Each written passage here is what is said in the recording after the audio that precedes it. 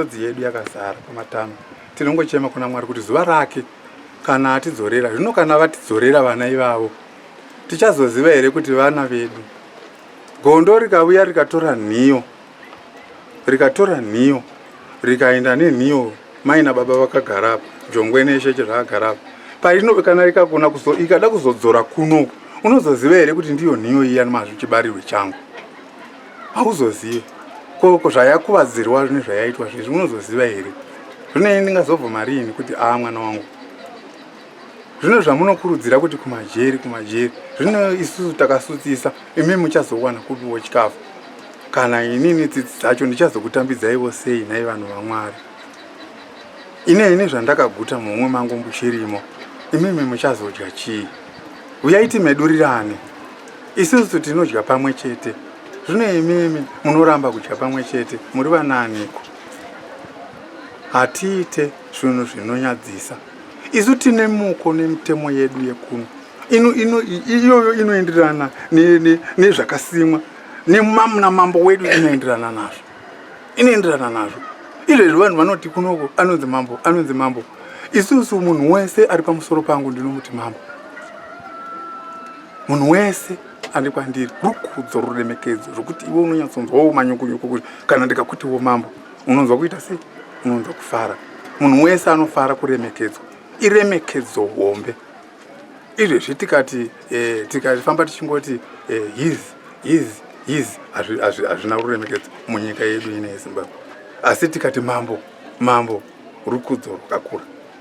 Nekuti tiri munyika yemadzimambo, nyika yeZimbabwe.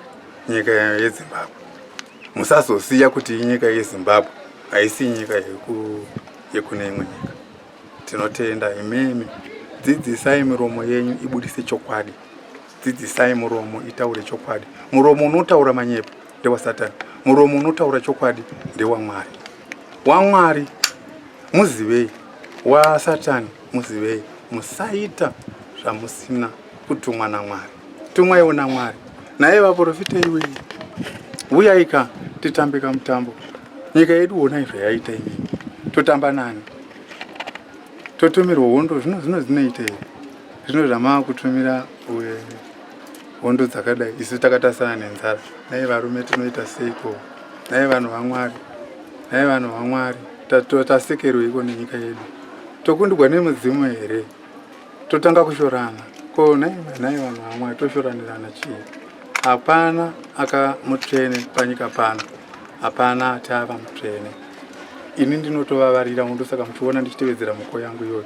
Hakuna munhu anovigwa muno munyika muno. Hakuna munhu anofa munyika muno anenge asina birth certificate.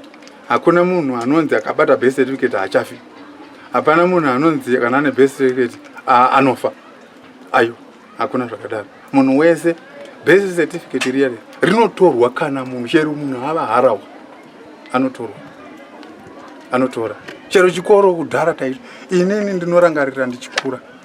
Vanhu vese vekuma 47 kusvika 78 vakazotora mabirth certificate kugore ra1978. Munhu wese. Vane mhosva here vanhu vakazoita izvozvo? Hapana kana akamboita mhosva. Musazotsvanga mhosva pasina mhosva.